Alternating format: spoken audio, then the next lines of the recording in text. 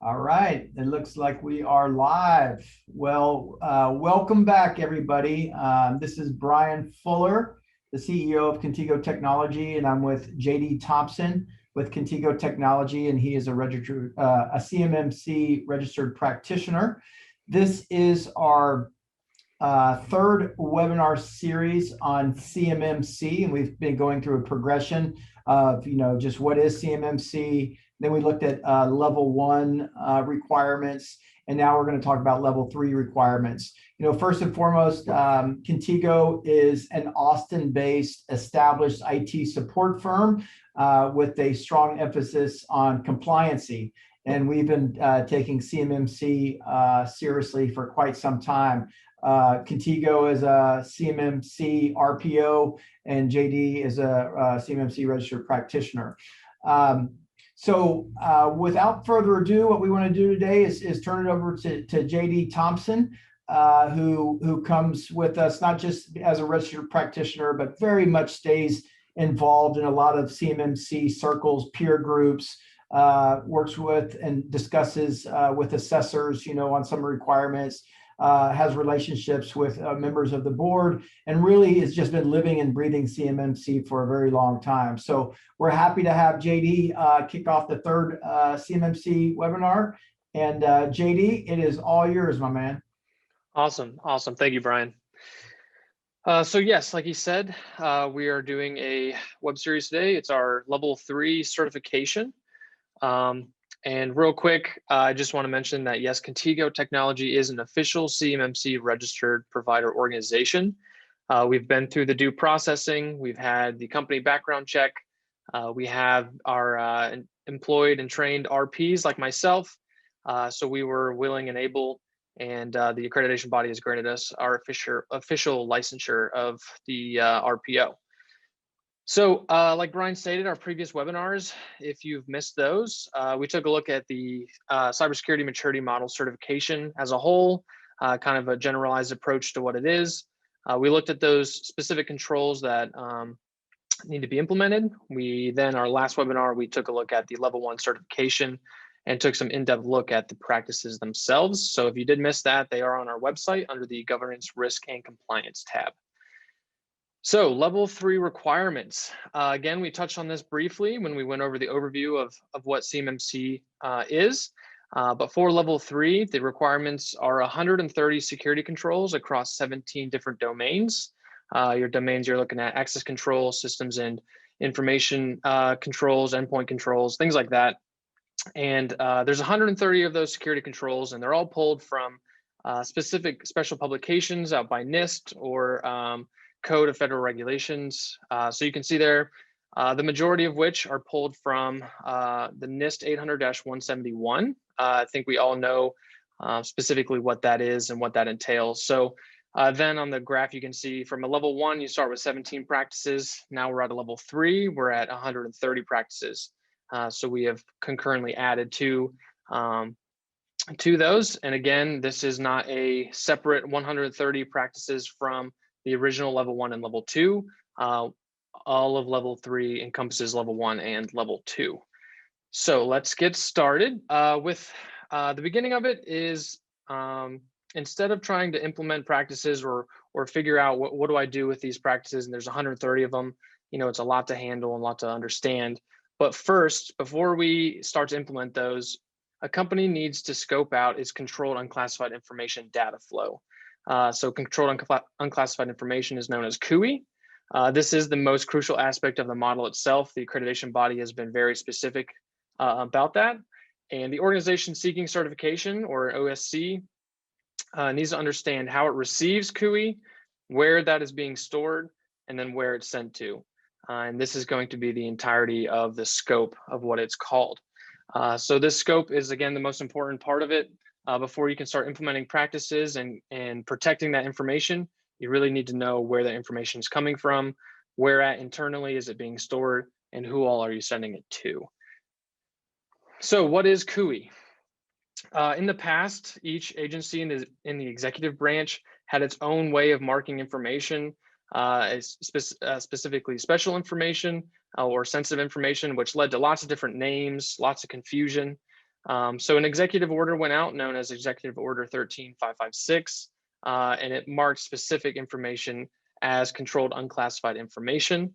The DODI, or the Instruction 5200.48, actually created the policy, the responsibilities, and the procedures for Part 2002 of the 32 Code of Federal Regulations, and also in the classifying of CUI.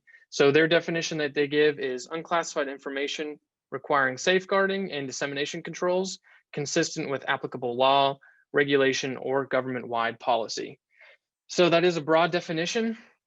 So as an OSC, you might be wondering, okay, how specifically am I supposed to know what CUI is?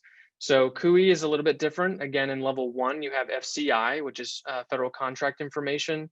That's going to be the information listed in the contract itself, or information that's created that is not for public release in fulfilling that contract.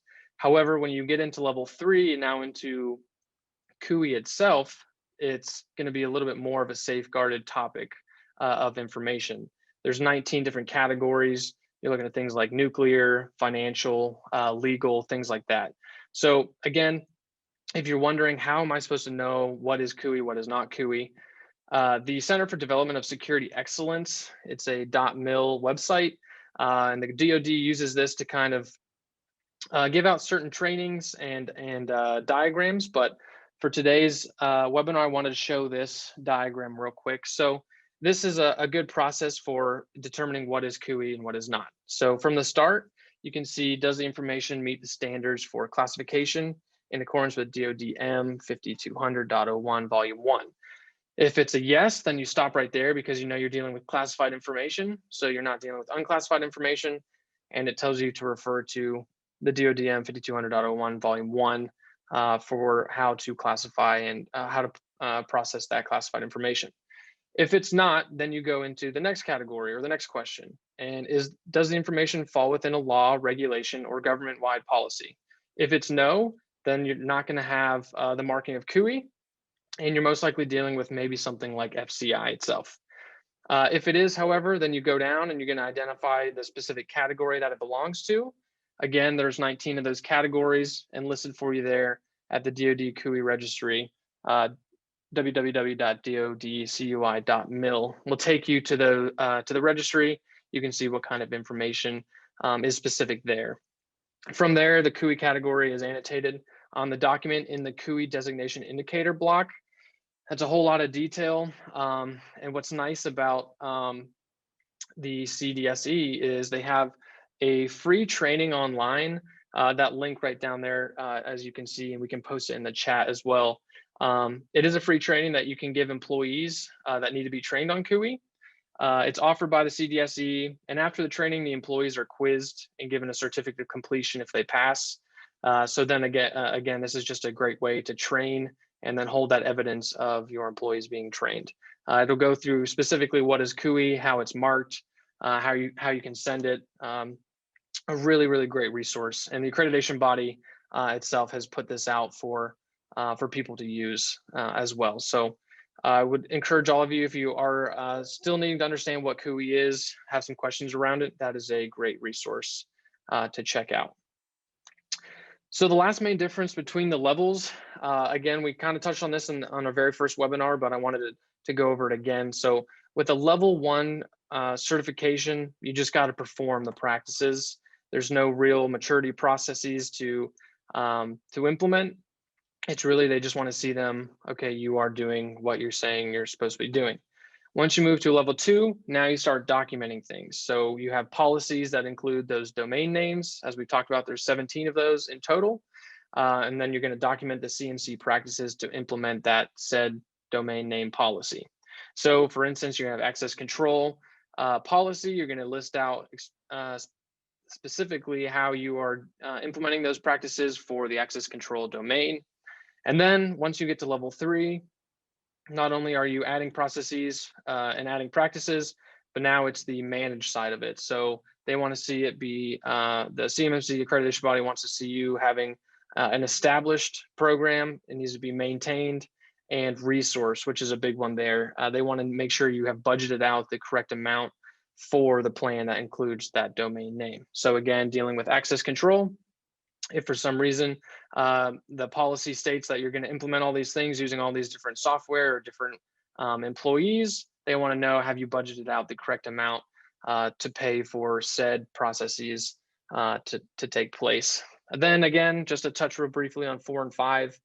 4 is going to be more of a review, so it's going to be even more periodic in your reviewing of the entirety of your implementations. And then for 5, you're going to be optimizing, which is finding a better way to do everything. There's a lot of unknowns there, so we're not going to go into more detail about that.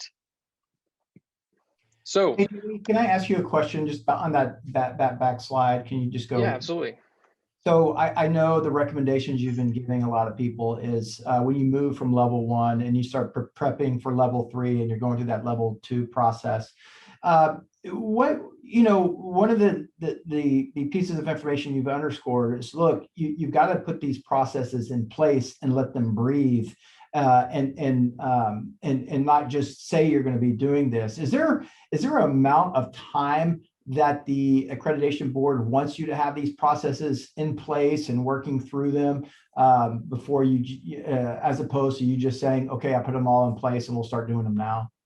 Sure. Yeah, that's a great question. So they have given some direction around this, depending on the practice and what has been implemented or what needs to be implemented. The question has been, is 3 months enough? Is 6 months enough?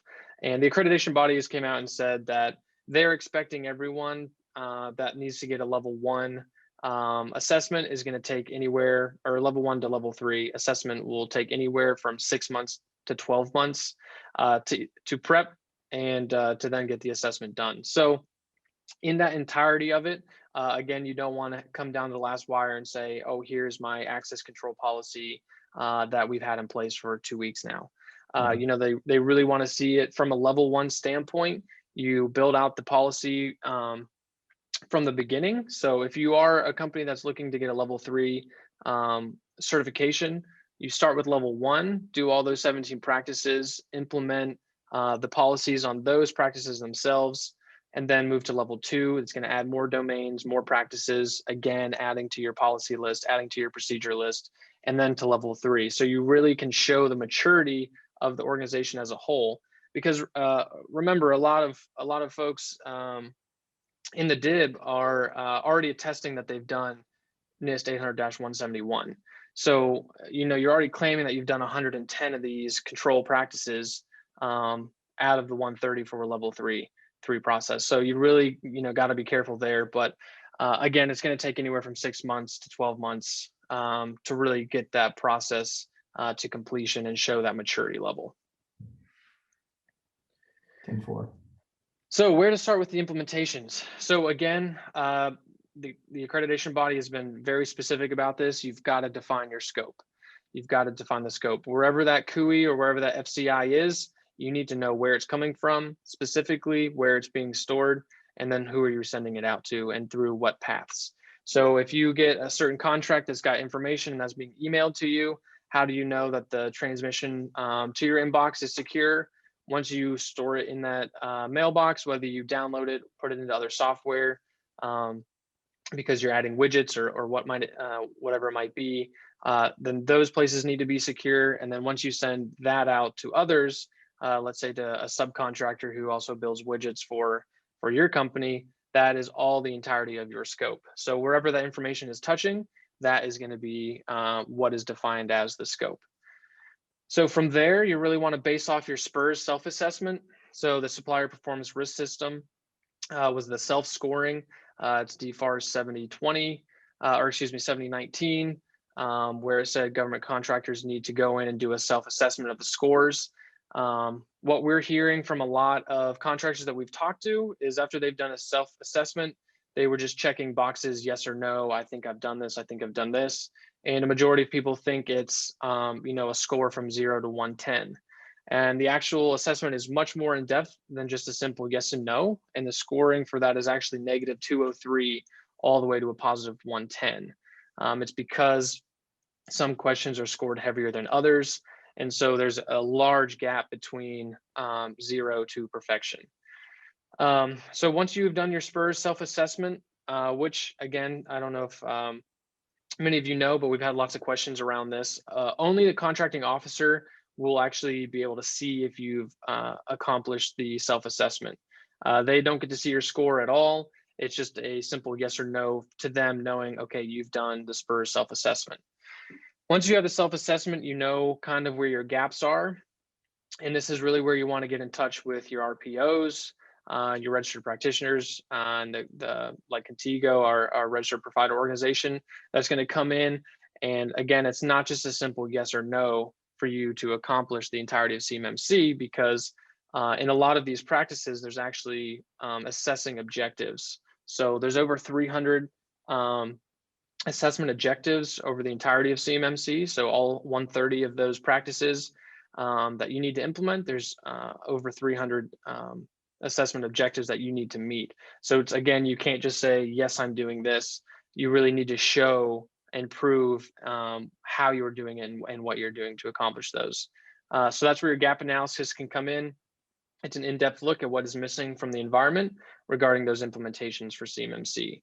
And then you get to your last step in your POAM and your SSP. So the POAM, again, is plan of action and milestones. It's the path forward that you're showing to the government. This is how we are going to fit the bill for every single one of these 130 practices.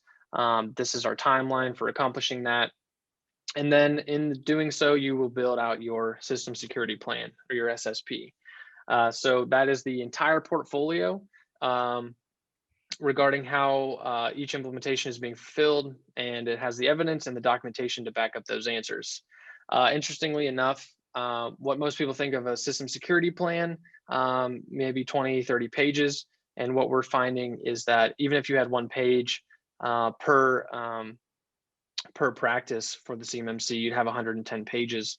And then with all of those additional assessment objectives, a company that's got around 25 to 50 employees, you're looking at anywhere from 200 to 300 page system security plan in total. So again, it's not just a simple, I'm going to say yes, and they're going to come in and just say, oh, he's doing it, they're doing it, she's doing it, whatever it might be. You really have to have the documentation and the evidence to back that up. So that is a level 3. I know we didn't take a super huge in-depth look at the entirety of the practices. That would take just way too long. That is why the accreditation body has made the categories of registered practitioners like myself and registered providing organizations like Contigo.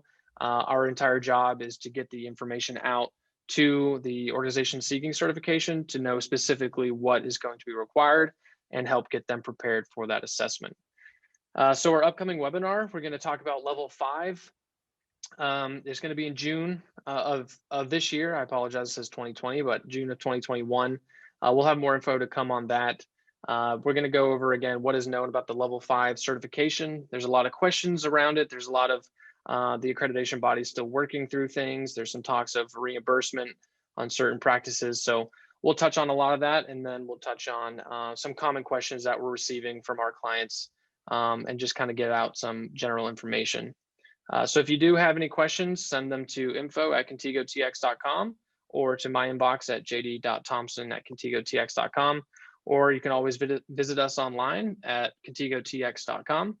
And again, my name is JD Thompson, CMMC registered practitioner, and thank you for joining us. Thank you, JD. That was a great walkthrough on level 3. Yeah, if there's any questions, just as JD mentioned, you can reach him at his own email. We will talk to you at the next webinar about 30 days out and go from there. Hope everybody has a good rest of their day, and signing off. Thanks for joining.